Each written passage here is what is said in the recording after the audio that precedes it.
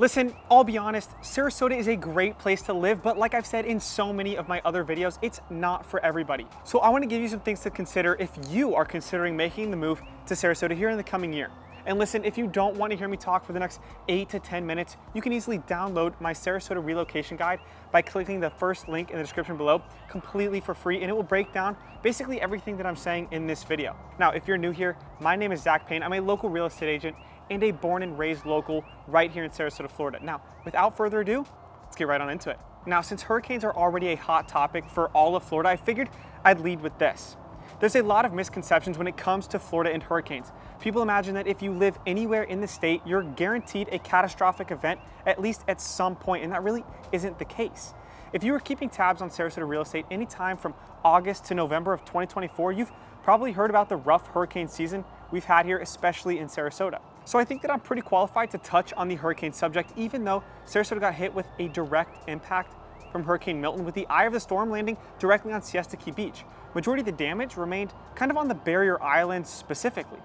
People will call me on the phone and tell me all about the horrible videos that they've seen on YouTube and online, and they just assume that that's kind of the whole town, and that's just not correct. Here are some important things that I always talk about with clients of mine who reach out looking for help buying here in town.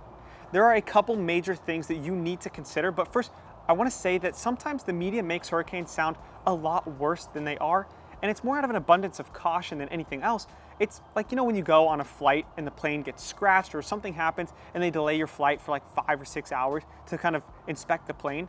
They'd rather just be safe than sorry. Well, with hurricanes, we're kind of the same way. Now, I'll be honest, I thought that we were in for a pretty rough ride when Hurricane Milton came around, and truth be told, it was the first time I was genuinely pretty nervous for a storm to come. But since living through that, I have confidence in my home and basically Sarasota altogether. All right, now with that being said, here are the most important things you need to know when considering homes in Sarasota when it comes to storms and hurricanes.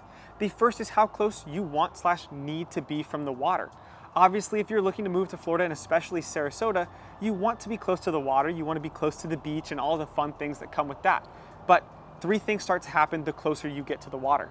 The first is your risk of flooding or even just being in a flood zone increases, and it rises exponentially as you continue out getting closer to the Keys. The second thing is pricing. Now, understandably, if you're from out of state watching my videos, you don't really have a tight understanding on the real estate market here. And that's why it's my job to inform each and every one of my clients and you guys watching my videos. Now, as you get closer to the water, aka just further west in Sarasota, the pricier real estate becomes. People will reach out to me and tell me that they are looking for like a 3-bedroom, move-in ready home with a 2-car garage with no more than a 10-minute drive to Siesta Key Beach for under $600,000, which is possible, kind of. Now, when I start sending properties to these clients, they realize that homes may only be 1,500 square feet, or they maybe are move-in ready, but would still need a lot of work to get them to where they want to be.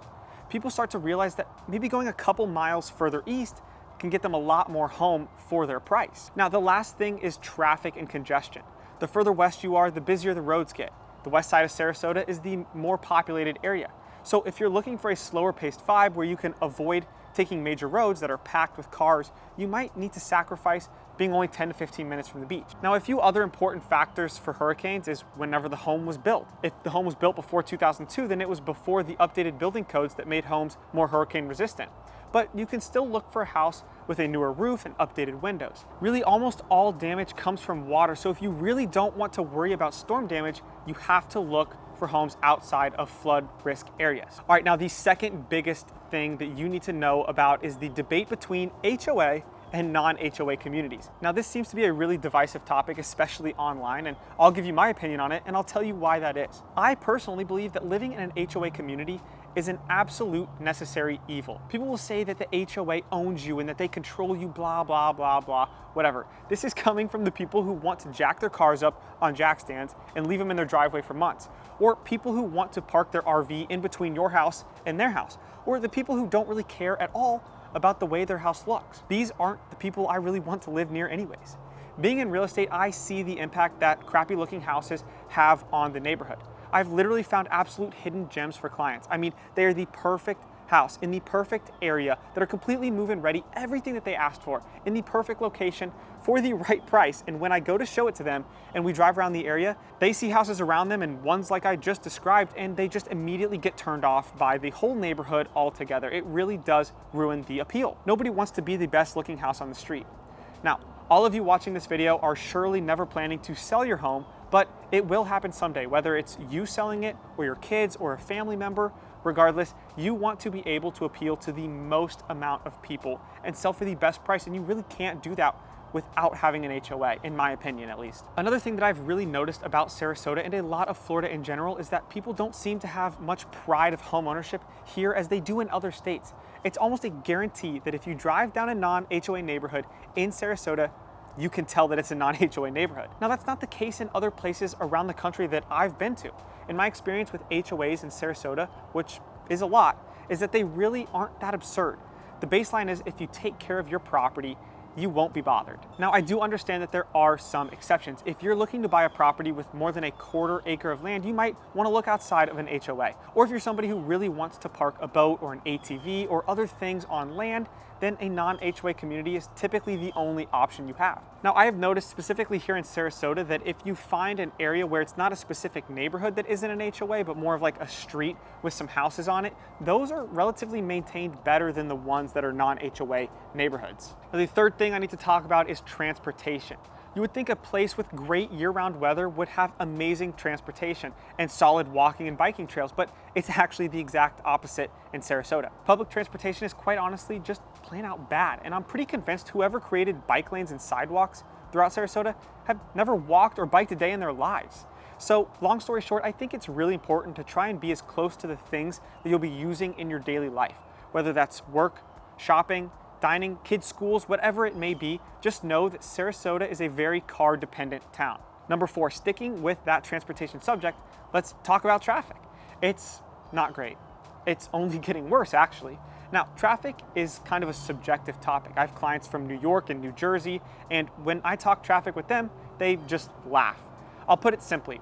If you're used to driving down single-lane roads and not having another car in sight for miles, then you're gonna think traffic in Sarasota is pretty heavy. But if you're coming from a larger city, honestly, Sarasota traffic really isn't that bad at all. I will say come season time, February through October, the population spikes due to vacationers and snowbirds coming down to escape the winter wherever they're from. I see the effects on my daily commutes during these times for sure. So keep in mind, if you're 20 minutes away from the beach during off season, you may be 30 to 35 minutes away during season. Just something to keep in mind. Now, number 5 is the lifestyle. Honestly, I've only ever had to tell one couple that Sarasota probably wasn't for them. Out of the, maybe hundreds of people I've been able to have conversations with through my YouTube channel, there was only one couple.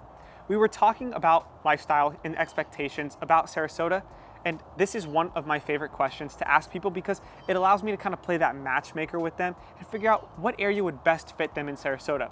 Well, this couple was from Las Vegas. They wanted a fast-paced lifestyle similar to one that they were leaving behind in Vegas. They said they wanted a town with lots of nightlife, restaurants that were open until 3 or 4 in the morning. They wanted shopping that was open 24 hours a day. When they described all of that to me, I just told them flat out, that's not gonna be Sarasota at all. You probably wouldn't be satisfied living here if those were your most important factors for moving. But the reason why I've only had to tell one couple I've worked with is because I am as upfront and honest as I can be about Sarasota in all of my videos, so that most of my clients already know what to expect when they begin their process of moving here. They know the pros and the cons, they know the expectations of traffic and congestion, and the different areas of town that might interest them. And honestly, that's why they inevitably decide to move here. I love that Sarasota has been able to maintain its slow-paced, small beach town vibe.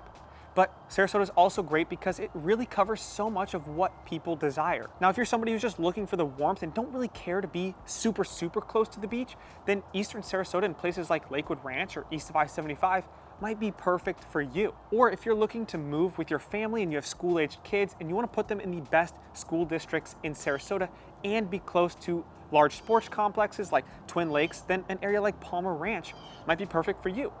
Regardless of why you want to move here, there's something to satisfy you, and I love that about Sarasota. It's funny, my girlfriend and I just went on vacation to Hawaii in January of this past year, and we both had totally different outlooks on it.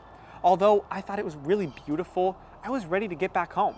My girlfriend, on the other hand, was convinced she wanted to move there and live there for the rest of her life. You see, I just felt that besides the beautiful scenery, there really wasn't much to do. I don't surf and I'm not a super strong swimmer, so I really wasn't able to enjoy the water of the beaches. She and I went out for dinner one night and we wanted to get drinks afterwards, and there was only one bar open and we were like the only ones in there.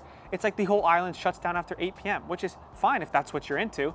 But I reflect on a place like that, and then I think back to Sarasota, and there's just so much to do here all the time. It really is so diverse. Even going from the eastern part of Sarasota to the western part. I mean, there's kind of a running joke to say that you can have a cow farm, go hunt boars and alligators and raise chickens in east of Sarasota, and then drive 15 to 20 minutes and be in one of the most artistic and cultural scenes of downtown or down on the beach. And that basically sums up how diverse Sarasota is in a nutshell. Now, the sixth and final thing I want to talk about is the weather. Yes, Sarasota is hot, but what's even worse than the heat is the humidity. And Sarasota is muggy. I mean, I'm recording this video in February and it's like 75 degrees, which doesn't sound too bad, but the humidity is like 80%. Some people think that they know heat because where they come from, it gets hot too. But when it's 90 degrees outside and the humidity is also 80 to 85%, and you're sweating in cracks you didn't even know you had just from walking out of the grocery store to your car, it really puts things into perspective. I have clients who will contact me and tell me that they are considering moving to Sarasota and they want to know what the first step is. And I always tell them the same thing. Get down here for a week if possible, preferably in the summertime, but even in season is good too. That way you can explore the town, the different parts of town, and really get a good feel for the heat that Sarasota brings. Me personally, I love the heat. I'd rather be warm than cold, but at the same time, it gets old when you sit down in your car and you take a deep breath and it just feels like you're getting into a sauna or just plain out sweating all the time. I mean, that's really the worst part. It's something you kind of need to keep in mind. Now, there's days and weeks really when the only time I'm spending any time outside is when I'm at the pool, I'm at the beach, or it's after sunset. But even then you gotta be careful or keep moving because you can get eaten alive by no-see-ums and mosquitoes. All right, I know it sounds a lot worse than it is, but hey, it's kind of the reality of living in paradise. Okay guys, that sums up all the important things about life in Sarasota that I feel like people just really don't talk about as much online. Again, if you're looking for more info on moving to Sarasota, then check out my free Sarasota relocation guide by clicking the first link in the description below. Thanks for watching, and as always, I'll see you in the next one.